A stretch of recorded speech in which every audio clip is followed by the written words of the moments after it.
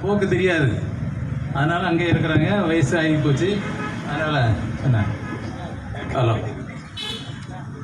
அதனால காங்கிரஸ் கட்சியை தமிழகத்தில் கலைக்க வேண்டும் என்று, ஆமா, இது மக்கள் மன்றம், இது நம்ம இருக்கிறது மக்கள் மன்றம். காங்கிரஸ் கட்சி செயலிழந்து விட்டது. ஒரு பெருந்தலைவரே ஒரு திட்டம் ஏன் நீ கேட்கலன்னா என்ன அர்த்தம்? அவர் காங்கிரஸுக்காக எவ்வளோ உழைச்சாரு? நம்ம சொல்கிறோம், அந்த திசைவடையில் ஒரு காங்கிரஸ் மாவட்ட தலைவரை வெட்டி கொண்டாங்க. இன்னும் என்ன ரிசல்ட்னு தெரியாது. ஒருத்தரை கூட அரெஸ்ட் பண்ணாரு, ஒருத்தரை கூட அரெஸ்ட் பண்ணலைங்க. காங்கிரஸில் தான் இதான் நிலைமை. அதனால் காங்கிரஸே கூண்டோடு கலைக்கப்பட்டது என்று, ஆமாம், மக்கள் மன்றத்தில் தீர்ப்பு. இன்னைக்கு இது நாடார் மன்றம் தான், என்னது மக்கள் மன்றம் தான். இதான் மக்கள் மன்றம், ஆமாம், இதான் நீதிமன்றம். அடுத்தப்பல போன ஆட்சியில் டிஎம்கே வந்துச்சுங்க. நானும் கலைஞருக்கு ரொம்ப விசுவாசமானவன் தான். பண்ணையார் போராட்டம் நடக்கும்போது அந்த ராதிகா செல்வி அம்மாவை கூப்பிட்டு கலைஞர்கிட்ட கொண்டு இந்த ஒரு அம்மாவுக்கு சீட்டு கொடுங்க கொடுத்தாரு, பயன்படுத்தி கொண்டார். கொடுத்தாரு, பயன்படுத்தி கொண்டார். ஆனால் ஓட்டெல்லாம் நம்ம போட்டோம். ஆனால் என்ன ஆச்சு? திராவிட மாடல்னு சொல்லிவிட்டான் அந்த ஆள்.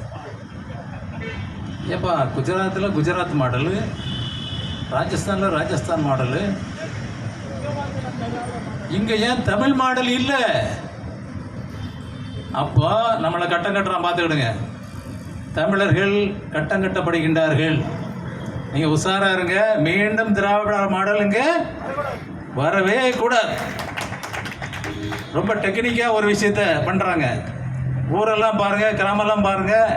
தமிழ்நாடு போராடும். அவை அறிக்கை திமுகவில் விட மாட்டோம்.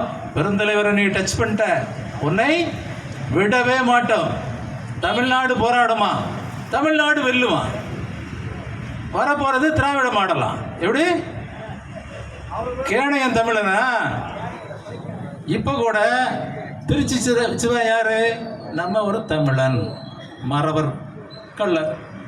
இவரோட எண்ணம் இவங்க ரெண்டு பேரும் அடிச்சுக்கணும், நம்ம இதெல்லாம் குளிர் காயணும்.